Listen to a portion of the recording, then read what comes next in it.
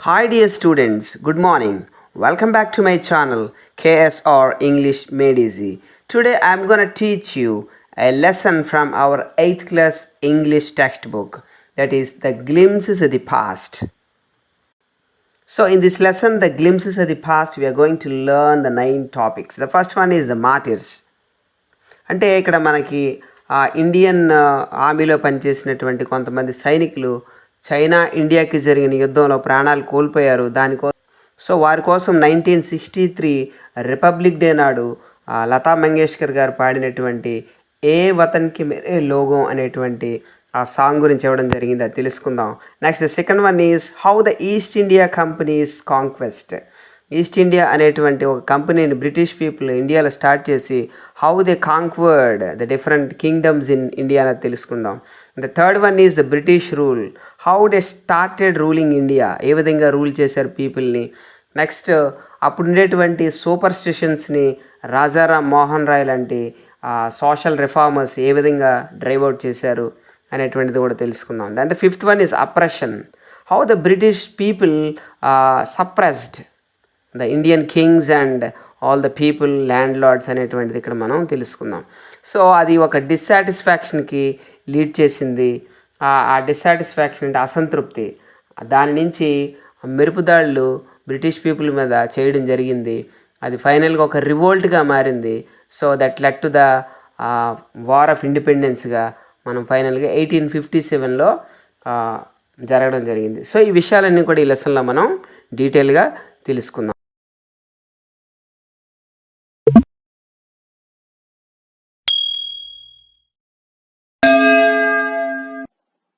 Dear students, now we start the actual lesson. Glimpses of the past. ఈ glimpses అంటే ఏంటి? Glimpses means a brief look. అంటే ఒకసారి మనం ఒక అవలోకనం చేసుకోవడం, ఒకసారి అన్ని అలా పేజెస్ తిరిగేసి ఏం జరిగింది అనేటువంటిది చూడడం. సో అందువలన ఈ టెక్స్ట్ బుక్లో మనకి, ఈ లెసన్లో మనకి there is a less text and more pictures. జనరల్గా మనకి లెసన్స్ అన్నీ కూడా ఎక్కువ పారాగ్రాఫ్స్, ప్యాసేజెస్ అన్నీ ఉంటాయి. But here we can find many pictures. ఇక్కడ అన్ని పిక్చర్స్గానే ఉంది, టెక్స్ట్ చాలా తక్కువగా ఉంది. ఇప్పుడు మనం ఈ లెసన్ దేని గురించి అనేటువంటిది బ్రీఫ్గా చూద్దాం. Before you read, here are some pictorial glimpses of the history of our country from 1757 to 1857. మనకి ఇండియాలో సబ్ కాంటినెంట్లో 1757 to 1857 అంటే 100 yearsలో జరిగినటువంటి మొత్తం ఈవెంట్స్ అన్నీ కూడా ఇక్కడ మనకి 9 పార్ట్స్గా ఇవ్వడం జరిగింది. ఇక్కడ ఫస్ట్ పార్ట్ మాత్రం దానికి సంబంధించింది కాదు, అది 1962లో జరిగిన వారికి సంబంధించింది. These pictures and speech bubbles will help clarify our understanding of the conditions that led to the event known as the first war of independence in the year 1857. అయితే ఇందులో ఇచ్చినటువంటి ఈవెంట్స్ అన్నీ కూడా ఇవి 1857లో జరిగినటువంటి వార్ ఆఫ్ ఇండిపెండెన్స్కి ఏ విధంగా lead చేసే అనేటువంటి విషయాన్ని మనకి ఇవ్వడం జరిగింది. ఇక్కడ చూడండి, స్పీచ్ బబుల్స్ ఉన్నాయి ఇక్కడ మనకి. అంటే ఇక్కడ ఇచ్చినటువంటి పిక్చర్లో ఉండేటువంటి ఆ క్యారెక్టర్ ఏం మాట్లాడింది అనేటువంటిది మనకి చెబుతుంది. ఇక్కడ మనకి టెక్స్ట్ బాక్సెస్ ఉన్నాయి. ఈ టెక్స్ట్ బాక్స్ ఏం చెప్తుందంటే ఈ పిక్చర్ దేని గురించో చెప్తుంది. So this is how we have to read and understand the text.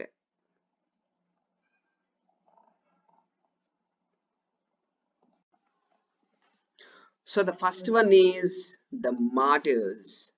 So martyrs అంటే ఏంటి? మార్టర్ means a person who dies for his country and who sacrifices his life to save his country. అంటే ప్రాణత్యాగం చేసినటువంటి ఒక సోల్జర్ని మనం మార్టర్గా మనం పిలుస్తాం. అంటే మన తెలుగులో అమర వీరులు అంటాం. అయితే ఇక్కడ ఇచ్చినటువంటి పిక్చర్ ఏంటనేటువంటిది మనం చూద్దాం. ఇక్కడ ఈ పిక్చర్లో we can see Lata Mangeshkar, a legendary singer of all the times. ఇక్కడ ఇది 1963 జనవరి 26 అంటే రిపబ్లిక్ డే నాడు జరిగినటువంటి ఒక ఢిల్లీలో నేషనల్ స్టేడియంలో జరిగినటువంటి ఈవెంట్ తాలూకా పిక్చర్ ఇది. ఇందులో then prime minister of India Jawaharlal Nehru, అప్పటి president of India Sarvepalli Radhakrishnan, అంటే ఇక్కడ పిక్చర్లో లేరు అతను. నెక్స్ట్ ఆ తర్వాత లాల్ బహదూర్ శాస్త్రి అండ్ ఇందిరా గాంధీ వీళ్ళందరి సమక్షంలో పాడినటువంటి ఒక పాట మనకి ఇవ్వడం జరిగింది. అయితే ఈ పాట దేనికోసం పాడారు? ఎందుకోసం జరిగిందంటే 1962లో ఇండియాకి, చైనాకి వార్ జరిగింది. That is called cyano Indian war. ఈ వార్‌లో ఇండియన్ సోల్జర్స్ అరౌండ్ 5000 సోల్జర్స్ మార్టర్డ్. వాళ్ళు చనిపోవడం జరిగింది. ఇంకా next 4000 Indian soldiers were captured by the Chinese. So వీళ్ళని ఉద్దేశిస్తూ రాసినటువంటి పాట పాడిన సందర్భంగా ఈ తీసినటువంటి ఫోటో తలకి పిక్చర్ ఇది. ఆ పాట ఏంటన్నది మనం చూద్దాం ఇక్కడ. O my country man, O my countrymen, let your eyes fill with tears as you recall the sacrifices of Indian martyrs. So అంటే ఏంటి, అప్పుడు ప్రాణత్యాగం చేసినటువంటి ఆ మార్టర్స్ తాలూకా ఆ ప్రాణత్యాగాన్ని గుర్తుపెట్టుకొని కళ్ళల్లో నీళ్లు నింపుకొని మనం వినాల్సినటువంటి ఈ సందర్భం వచ్చింది మనకి అని రాసినటువంటి ఈ పాట మనం ఇప్పుడు మీకు వినిపిస్తాను. ఇది మోర్ దాన్ 6 minutes ఉంటుంది. కాకపోతే ఇక్కడ మనం ఒక 30 to 40 seconds మనం ఈ సాంగ్ ని విందాం. This was dedicated to those soldiers who died in that Sino-Indian War in the year 1962. मेरे वतन के लोगों, जरा आँख में भर लो पानी, जो शहीद हुए हैं उनकी जरा याद करो कुर्बानी। है मेरे वतन के लोगों, जरा आँख में भर लो पानी, जो शहीद हुए हैं उनकी जरा याद करो कुर्बानी।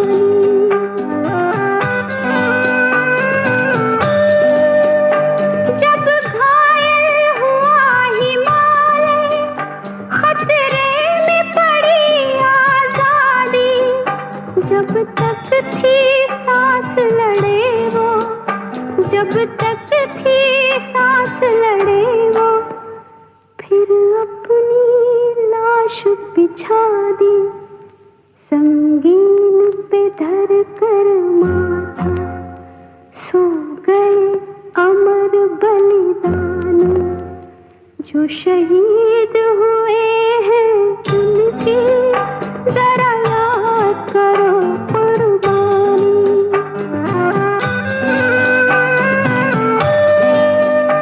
जब देश में थी दीवानी, वो खेल।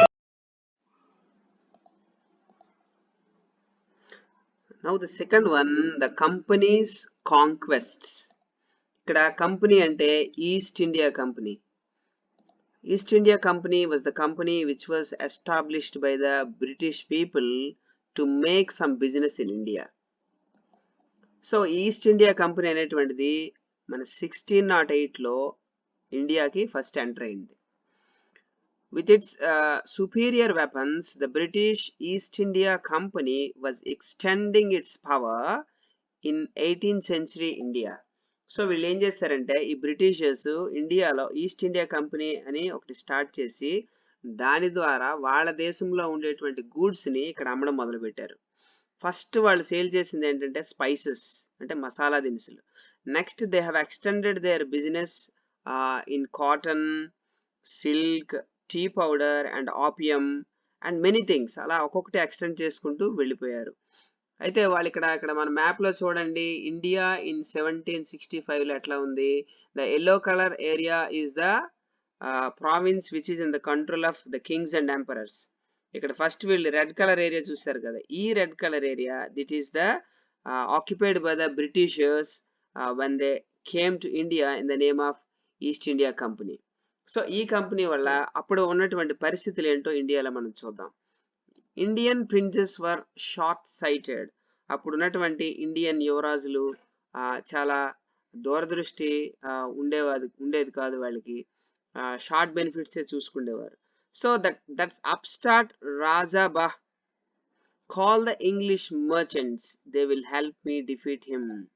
సో అప్పుడు ఉండేటువంటి రాజులు ఎట్లా ఉండేవారంటే అక్కడ రాజా బహదూర్ అనేటువంటి ఒక the upstart raja bah call the English merchants they will help me to defeat him. So ఈ కింగ్ అంటున్నాడు అనమాట, అప్పుడే రాజు అయినటువంటి ఆ యువరాజుని మనం ఇంగ్లీష్ వాళ్ళ సాయంతో మనం జయించవచ్చు, వాళ్ళని పిలిపించండి అని వాళ్ళ సైన్యానికి తను చెప్తున్నాడు. సో దీనివల్ల ఏంటంటే అక్కడ కింగ్స్ ఎలా ఉన్నారంటే వాళ్ళ మధ్య ఉండేటువంటి ఆ ద్వేషాలని, వాళ్ళు ఉండేటువంటి రైవలరీని ఆ బ్రిటిష్ పీపుల్ సాయంతో వాళ్ళు ఆ కంట్రీస్ని వాళ్ళు ఇన్వైట్ చేసేవాళ్ళు. The people had no peace due to such constant fights. ఈ విధంగా భారతదేశంలో ఉండేటువంటి చిన్న చిన్న రాజ్యాల మధ్య గొడవల వల్ల ప్రజలెవరికి కూడా ప్రశాంతత అనేటువంటిది లేదు. Next the rivalries help the East India company and it could easily subdue the Indian princess one by one. So rivalries అంటే గొడవలు. ఇక్కడ ఆ రాజుల మధ్య ఉండేటువంటి గొడవలు ఈస్ట్ ఇండియా కంపెనీ ఈ తాలూకా వాళ్ళ బిజినెస్ ఎక్స్పాండ్ చేసుకోవడానికి, ఆ రాజుల్ని లొంగ తీసుకోవడానికి, వాళ్ళ కంట్రోల్ని పెట్టుకోవడానికి ఆ గొడవల్ని వీళ్ళు యూజ్ చేసుకున్నారు. సో ఇట్లాంటివన్నీ భారతదేశంలో ఆ రోజుల్లో జరుగుతుండేవి. A far seeing ruler like the brave Tipu of Mysore fought the British till he died fighting. So అప్పట్లో మన సౌత్ ఇండియాకి చెందినటువంటి టిప్పు సుల్తాన్ అనేటువంటి ఈ మైసూర్ రాజు ఈయన ఇవన్నీ కూడా యాంటిసిపేట్ చేసి తనకు ఉండేటువంటి పలుకుబడితో, తనకు ఉన్నటువంటి ఆఫ్ఘనిస్తాను, నెక్స్ట్ ఫ్రాన్సు, నెక్స్ట్ ఇతర దేశాలతో తనకు ఉండేటువంటి సంబంధాలు, టర్కీ దేశంతో కూడా వీళ్ళకి మంచి రిలేషన్స్ ఉన్నాయి, వాళ్ళ హెల్ప్ తీసుకొని he fought against the British people and he died in the war also. Next how did the Indians react to the these conquests. ఈ విధంగా రాజ్యాలను ఆక్రమిస్తుంటే కింగ్స్ ఏమనుకునేవారు, నెక్స్ట్ కామన్ పీపుల్ ఏమనుకునేవారో చూద్దాం. కింగ్స్ ఈ విధంగా అనుకుంటున్నారు, thank God there is peace in the country now, no more wars and no more looting by thugs. So ఇంకా మన దేశంలో వార్స్, లూటింగ్ చాలా తగ్గిపోయింది అనేసి అనుకున్నారన్నమాట. దేవుడికి థ్యాంక్స్ చెప్పుకున్నారు. ఇక్కడ థగ్స్ మీన్స్ లూట్ చేసేవాళ్ళు, రాబింగ్ చేసేటువంటి వాళ్ళని థగ్స్ అంటారు. కొంతమంది ఏమనుకారంటే it is God who sent the British, ఈ బ్రిటిష్ పీపుల్ని పంపించింది ఆ దేవుడే అని వాళ్ళు ఉండాలి ఇక్కడ అన్నట్టుగా కొంతమంది కింగ్స్ ఫీల్ అయ్యారు. కొంతమంది ఏమేమి ఫీల్ అయ్యారంటే our destiny is linked with them, మన భవిష్యత్తు వాళ్ళతోనే ఆధారపడి ఉందని కొంతమంది రాజులు ఫీల్ అయ్యేవారు. But what the common people felt was the white man has killed or dethroned our kings. మన రాజుల్ని ఈ తెల్లదొరలే మనల్ని బహిష్కరించారు, మన రాజుల్ని సింహాసనాన్ని తీసుకొని వాళ్ళని ఇక్కడి నుంచి వెళ్ళగొట్టారని కొంతమంది ఫీల్ అయ్యారు. Some Kings were not good but after all they were of this land. కొంతమంది ఈ దేశానికి చెందిన రాజులే ఇదంతా చేస్తున్నారు, వాళ్ళ వల్లే జరుగుతుంది అనేటువంటి ఫీలింగ్ ని కొంతమంది ఎక్స్ప్రెస్ చేశారు. Now we have become slaves of foreigners. ఏదేమైనప్పటికీ ఇప్పుడు మనం బ్రిటిష్ పీపుల్ చేతిలో బానిసలుగా మారాం అనేటువంటి విషయాన్ని ప్రజలందరూ కూడా ఫీల్ అవుతూ ఉన్నారు. Now the third one, British rule 1765 to 1836. The religious leaders preached ideas like untouchability and child marriages. ఆ రోజుల్లో రిలీజియస్ లీడర్స్ ఏం చెప్పేవారో మనం చూద్దాం. సోషల్ ఈవిల్స్ వీళ్ళు డెవలప్ చేశారు, అంటరానితనం ఒకటి, రెండోది చైల్డ్ మ్యారేజెస్ కూడా వీళ్ళు ప్రాపగేట్ చేశారు. చైల్డ్ మ్యారేజెస్ చేసుకోవచ్చు అన్నట్టుగా, నెక్స్ట్ అంటరానితనం అంటే తక్కువ కులాల వాళ్ళని దూరంగా ఉంచాలని అప్పుడు కొంతమంది లీడర్స్ ప్రీచ్ చేసేవారు. Next all the misery in the world is due to women. కొంతమంది ప్రీచర్స్ ఏం చెప్పేవారంటే ఈ ఈ ఈ ప్రాబ్లమ్స్ కన్నిటికి, ఈ దుఃఖానికి మొత్తం కారణం ఎవరంటే మన భారతదేశంలో ఉండేటువంటి ఆడవాళ్లే కారణం అని చెప్పి ప్రీచింగ్ జరుగుతూ ఉండేది. సో ఈ విధంగా రిలీజియస్ లీడర్స్ అప్పుడు ఉన్న సొసైటీలో ఉన్న ప్రజల్ని మిస్లీడ్ చేసేవారు. The truth was that Indians had last self respect. The British scanned them. Scanned them అంటే చులకనగా చూడడం. నెక్స్ట్ ద ట్రూత్ ఏంటంటే Indians had last self respect. వాళ్ళ ఆత్మగౌరవాన్ని వాళ్ళు కోల్పోయారు. ఎందుకంటే ఇట్లాంటి ప్రీచింగ్స్ చేస్తూ ఉంటే వాళ్ళ ఆత్మగౌరవం దెబ్బతింటుంది అని బ్రిటిష్ వాళ్ళు ఆరోపణలు చేశారు, వాళ్ళని నిందించారు. ఇక్కడ చూద్దాం. The natives are unworthy of trust. ఒక బ్రిటిష్ ఆఫీసర్ అంటున్నాడు, the natives are unworthy of trust, incapable of the honesty. వాళ్ళకి ఆనెస్టీ అనేటువంటిది లేదు, అండ్ ఆ నమ్మకం కూడా వాళ్ళకి ఎక్కువ ఉండదు, ట్రస్ట్ వర్దీగా వాళ్ళు ఉండరు అనేటువంటి విషయాన్ని వాళ్ళు ఎక్స్ప్రెస్ చేశారు. నెక్స్ట్ ఇక్కడ చూడండి, true your honour but I'm honest. ఇక్కడ ఒక ఇండియన్ వాళ్ళతో ఏం చెప్తున్నాడంటే, మీరు చెప్పేది నిజమే కానీ నేను మాత్రం మీకు చాలా విధేయుడిగా ఉన్నాననేటువంటి విషయాన్ని అతను వాళ్ళకి వివరిస్తూ ఉన్నాడు. Now coming here, being merchants the British wanted quick profits, their heavy taxes forced farmers to abandon their fields. So బ్రిటిషర్స్కి ట్యాక్సెస్ ఎక్కువ ఇంపోజ్ చేసేవారు, అందువల్ల ఈ ఫార్మర్స్ ఏం చేసేవారంటే తమ పొలాలను విడిచిపెట్టి వెళ్లాల్సినటువంటి పరిస్థితి వచ్చేది. ఇక్కడ డైలాగ్స్ చూద్దాం మనం. ఇక్కడ వన్ పెజెంట్, ఒక రైతు చెప్తున్నాడు, but your men are taking all my crop. మా పంట పండించిన పంట అంతా కూడా మీ సోల్డర్స్ పెట్టుకెళ్ళిపోతున్నారు. So officer was saying, you are still in arrears, if you don't pay next week I will send you to the jail.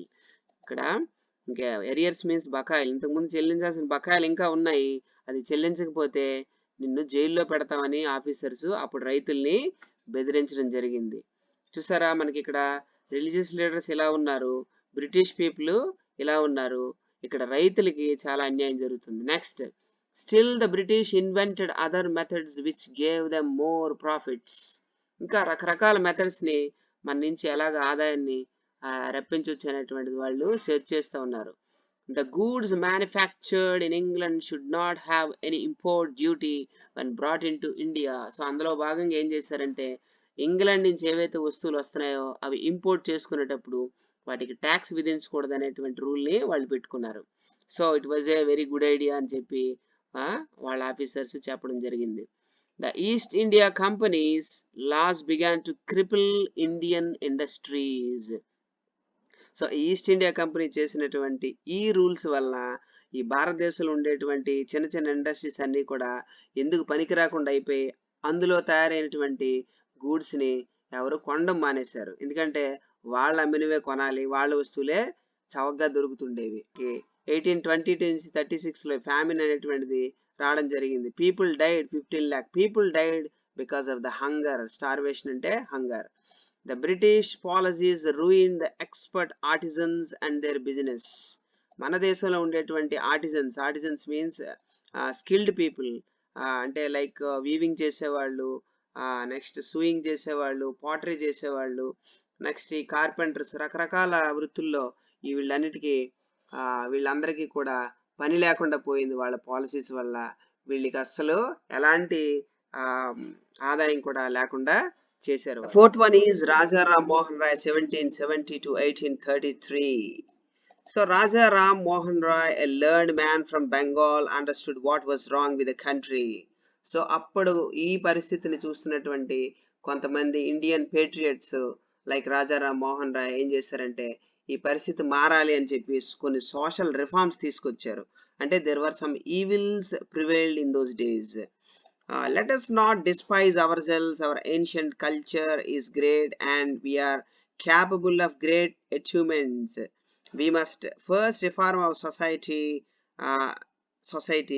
Superstitions have been ruling and running us. Okay.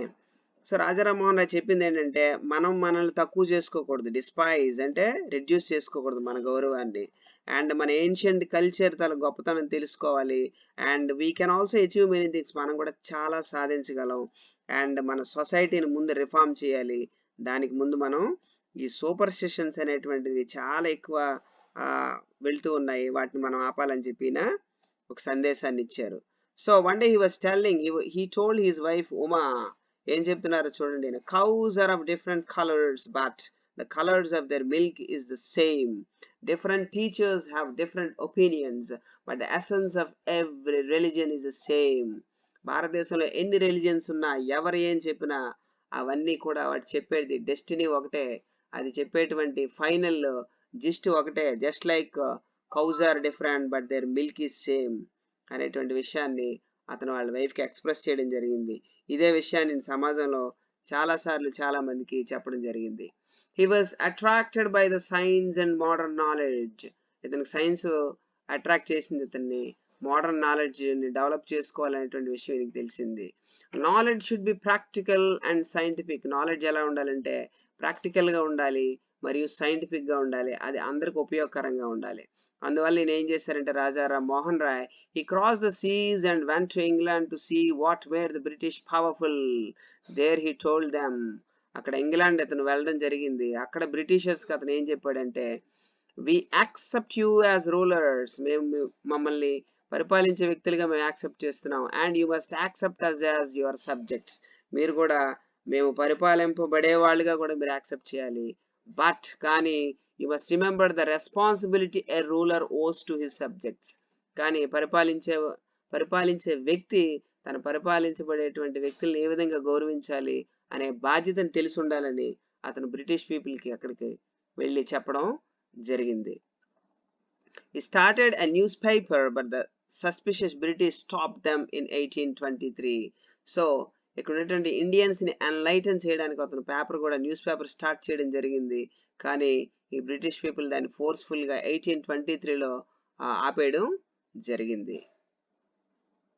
The fifth one is oppression. Oppression అంటే అణిచివేత. భారతీయులు ఏ విధంగా అణిచివేతకు గురయ్యారనేటువంటి చూద్దాం.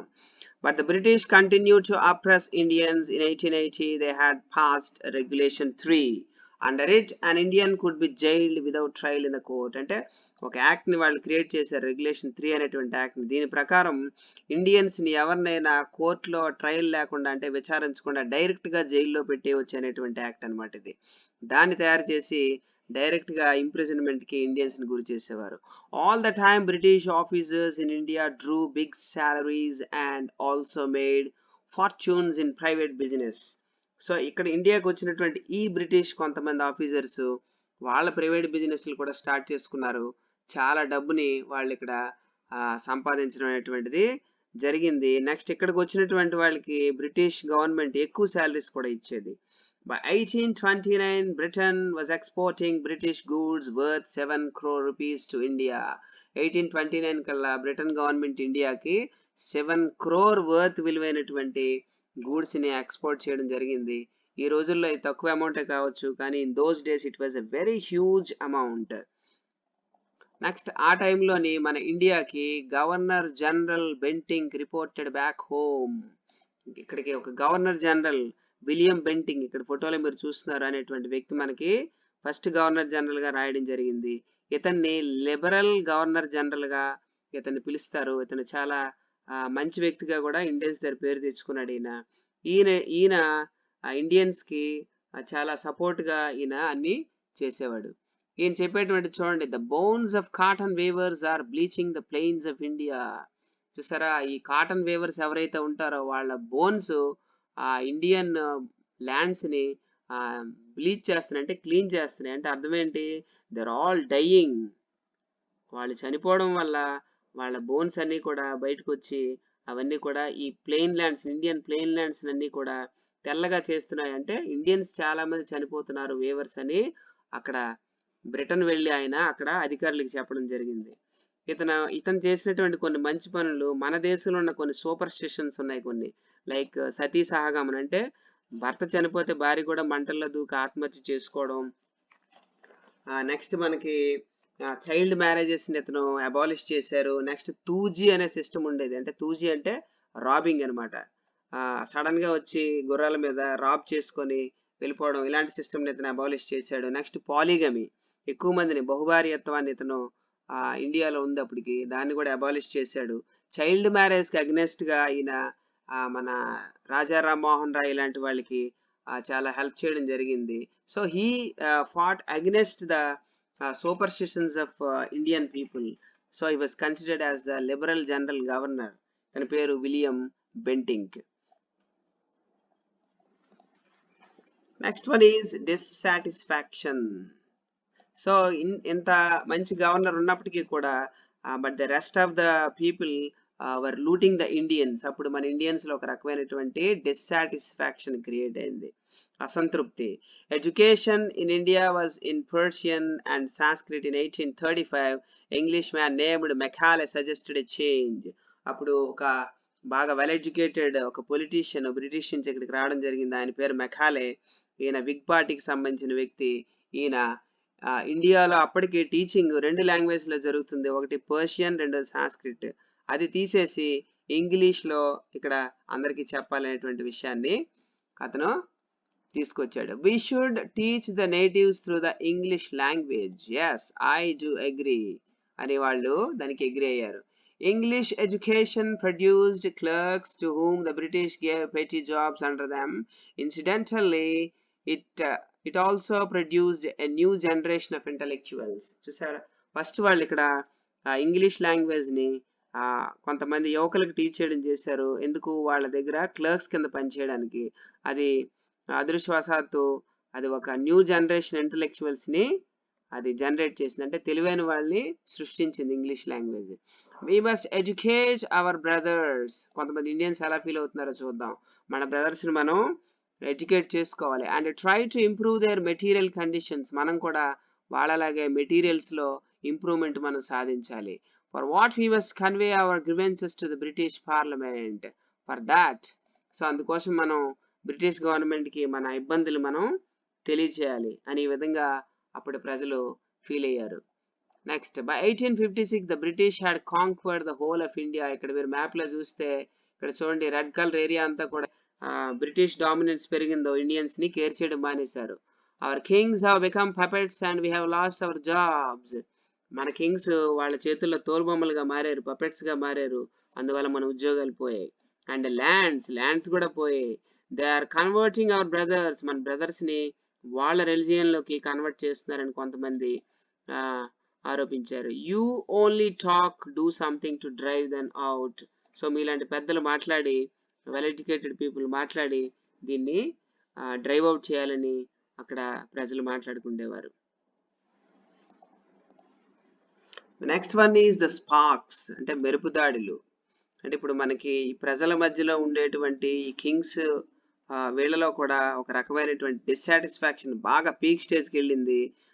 ఇప్పుడు దాడి చేయడం మొదలుపెట్టారు. Taxes continue to ruin the peasants. ఈ peasants అంటే రైతులు చాలా ఇబ్బంది పడుతున్నాయి. ట్యాక్సెస్ వాళ్ళని నాశనం చేస్తున్నాయి. In Bengal the Santhals who had lost their lands under new land rules became desperate. In 1855 they rose in rebellion and massacred Europeans and their supporters alike. So బెంగాల్లో ఈ ల్యాండ్ పోయిన శాంతల్స్ అనేటువంటి వర్గానికి చెందిన వాళ్ళందరూ కూడా వాళ్ళు రిబెలియన్గా తయారై తిరుగుబాటు చేసి ఒకేసారి ఈ యూరోపియన్స్ని అంటే బ్రిటిష్ పీపుల్ని వాళ్ళ సపోర్టర్స్ని కూడా ఒకేసారి పొడిచి చంపడం జరిగింది. So here massacre means group killing. Discontent was brewing in the East India Company's army too.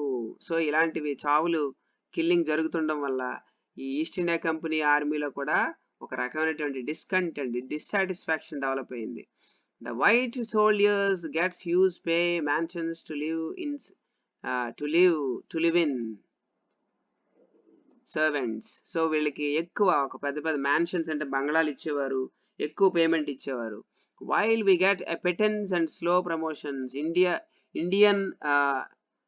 Indians ఎవరైతే సోల్జర్స్గా బ్రిటిష్ గవర్నమెంట్ దగ్గర పనిచేస్తున్నారో వాళ్ళకి మాత్రం తక్కువ వేజెస్ ఉండేవి, ప్రమోషన్స్ కూడా ఉండేవి కాదు.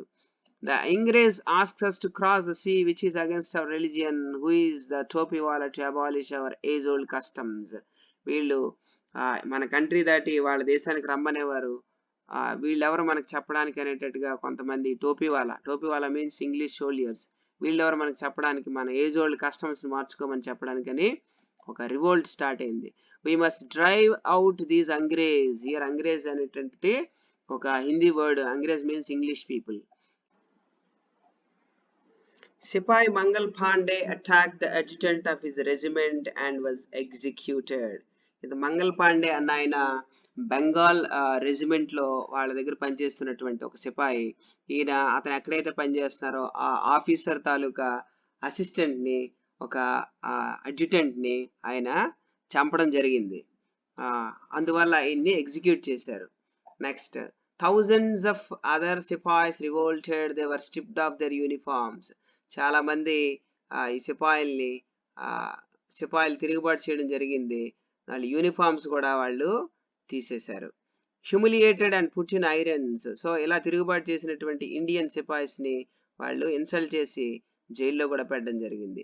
Few English men had care to understand in Indian customs of the peoples of the mind. So కొంతమంది ఇంగ్లీష్ మెన్ మన ఇండియన్ తాలూకా కస్టమ్స్ ని విలువిచ్చేవారు. చూడండి, oh proud Brahmin soldiers, do you know that the grease and the bullets you have to bite is made from the fat of cows and pigs. మీరు వాడేటువంటి ఈ bullets రాస్తున్న గ్రీజు అది గ్రీజ్ కాదు, అది కౌస్ తాలూకా నెక్స్ట్ పిగ్స్ తాలూకా fat నుంచి వచ్చింది, అది దాన్ని మీరు వాడుతున్నారు అని చెప్పేసి కొంతమంది వాళ్ళకి చెప్పడం జరిగింది. So he was stunned. What, the white man has deceived us too. Muslims కూడా మమ్మల్ని వైట్ మ్యాన్ డిసీవ్ చేశాడు అన్నట్టుగా వాళ్ళు కూడా ఆరోపించారు. Soon the chapatis were cent from village to village. అప్పుడు ఒక మూమెంట్ స్టార్ట్ అయింది, దీన్నే చపాతీ మూమెంట్ అని కూడా అంటారు. And it was also combined with red lotus movement. Lotus movement అనేది కూడా స్టార్ట్ అయింది. సో అప్పుడు ఏం చేశారంటే కింగ్స్, నెక్స్ట్ అక్కడ ఉన్నటువంటి లోకల్గా ఉండేటువంటి కింగ్స్ అందరూ కూడా చపాతీస్ని తయారు చేసి ఈ సైనికులు వాళ్ళకి పంపిస్తుండేవారు, ఇండియన్ సోల్జర్స్కి. సర్వీసెస్, మా సర్వీసెస్ మీకు ఇస్తాము, ఈ మనం ఫైట్ చేద్దాం బ్రిటిషర్స్కి ఎగనెస్ట్. కానీ yes, all my village man will be ready అని వాళ్ళ నుంచి సమాధానం వచ్చేది. అంటే village people are ready to help the Indian soldiers. Similarly lotus flower circulated among the Indian soldiers. Lotus ఫ్లవర్స్ని కూడా వాళ్ళకి ఇచ్చేవారు. That was symbol of putting the hands together by the Indian soldiers to drive away the British. Now death to the foreigners. The masses gave up all the help and shelter to the patriots. The masses gave all help and shelters to the patriots. అప్పుడు దేశభక్తులకి అక్కడ ఉండేటువంటి masses అంటే villages అందరూ కూడా help చేశారు, shelter కూడా అందించారు. Now the eighth one, the revolt. Revolt అంటే తిరుగుబాటు స్టార్ట్ అయింది. ఇప్పుడు ప్రజల్లో ఉత్సాహం వచ్చింది, రాజులందరూ కూడా ప్రజల్ని యాక్టివేట్ చేశారు. ఈ chapati movement and lotus movement కూడా స్టార్ట్ అయింది. Then there was a violent outbreak at Meerut. మేరట్లో ఒక గొడవ స్టార్ట్ అయింది, మొదలైంది. The sepoys march to Delhi. Sepoys అందరూ కూడా ఢిల్లీకి వెళ్ళడం మొదలుపెట్టారు. Long live our emperor Bahadur Shah. అప్పుడు ఉన్నటువంటి మొఘల్ ఎంపరర్ బహదూర్ షాని వాళ్ళు పొగుడుతూ మళ్ళీ ఆయన రాజ్యంలోకి రావాలని చెప్పి ఇన్వైట్ చేశారు. The rebellion spread wider. ఈ తిరుగుబాటుదారులు ఇండియన్స్ పెరగడం జరిగింది. Many landlords had lost their lands because of the British policies and they were sore. ఈ భూమిని కోల్పోయిన ఈ ల్యాండ్ లార్డ్స్ కూడా వీళ్ళు కూడా చాలా కోపం, ఇక్కడ సోర్ మీద చాలా కోపంగా ఉన్నారు, వాళ్ళు కూడా తిరుగుబాటుకు సిద్ధమయ్యారు. The white man's rule must end. ఈ తెల్లదొరల పరిపాలన అంతమందాలి. Yes, we will help you, మేము కూడా మీకు హెల్ప్ చేస్తాం అన్నట్టుగా వాళ్ళు కూడా ముందుకు వచ్చారు. Next the fight for freedom. The ninth one is the fight for freedom. So ఇక్కడ పీక్ మూమెంట్కి చేరుకుంది revolt. Now they are all ready for the freedom movement. Many former rulers like Begum Hazrat Mahal of Lucknow were bitter. ఇక్కడ రాజ్యాన్ని కోల్పోయినటువంటి కొంతమంది రాణులు కూడా వాళ్ళు కూడా బ్రిటిషర్స్కి ఎగనెస్ట్గా ఫైట్ చేయడం మొదలుపెట్టారు. The white man has taken away my Kingdom. నా కింగ్డమ్ను కూడా ఈ వైట్ మ్యాన్ లాగేసుకున్నాడని చెప్పి ఈ బేగం హజరత్ చెప్పడం జరిగింది. పాపులర్ లీడర్స్ లైక్, ఇక్కడ చూద్దాం ఫస్ట్ ఇది, they joined the upsurge against the foreigners. So అప్పుడు సడన్ గా స్టార్ట్ అయినటువంటి ఆ movement, upsurge means movement which started suddenly, దాంట్లో ఈ యువరాళ్ళు కూడా పాల్గొనడం జరిగింది. The popular leaders like Maulvi Ahmadullah of Faizabad told the people. ఈ ముస్లిం లీడర్స్ కూడా చెప్పారు ఏంటి, rise brothers rise, the Angrez is ruling our land. తెల్లదొరలు మన దేశాన్ని పరిపాలిస్తున్నారు, మీరు అందరూ మేర్కోవాలని చెప్పి ప్రజల్ని. Azimullah Khan told Tatya Tope, we should have Peshwa Nana Sahib as our leader in this war of independence. So this person is the Maratha king అనేటువంటి ఈ పేష్వా నానా సాహెబ్ అనేటువంటి వ్యక్తి ఈ వార్ ఆఫ్ ఇండిపెండెన్స్ లో ఈయన కూడా భాగస్వామి కావాలని చెప్పేసి అతని సలహాదారుడైనటువంటి అజీముల్లా ఖాన్ అనేటువంటి వ్యక్తి అదే సామ్రాజ్యంలో పనిచేస్తున్నటువంటి తాంతియా తోపి అనేటువంటి ఒక యుద్ధ వీరుడికి తను చెప్తున్నట్టుగా ఈ పిక్చర్ మనకి ఇక్కడ ఇవ్వబడింది. The patriots pounced upon the British and fought pitched battles all over North India. ఈ పేట్రియట్స్ దేశభక్తులందరూ కూడా ఈ నార్త్ ఇండియాలో ఈ వార్ ఆఫ్ ఇండిపెండెన్స్ కోసం బయలుదేరి ఈ బ్రిటిష్ పీపుల్ని ఎక్కడికక్కడ అడ్డుకోవడం, వాళ్ళకి ఎగ్నెస్ట్గా వీళ్ళు అన్నీ చేయడం అనేటువంటిది బ్యాటిల్ ఫీల్డ్లో జరుగుతుంది. Next 80 years old Kunwar Singh of Bihar received a bullet in his wrist. ఈ ప్రాసెస్లో 80 ఏళ్ళు వయసు ఉన్నటువంటి కున్వర్ సింగ్ అనేటువంటి ఒక నోటబుల్ వారియర్ ఈయన కూడా ఈ వార్లో ఆ బుల్లెట్ తగిలి ఆయన గంగానదిలో పడిపోవడం జరిగింది. అప్పుడు చెప్పినటువంటి ఆయన మాటలు, mother Ganga, this is my last offering to you. So ఇదే నీకు లాస్ట్ ఆఫరింగ్ అని చెప్పేసి ఆయన అక్కడ గంగానదిలో చనిపోవడం జరిగింది. So these are the different events that had taken place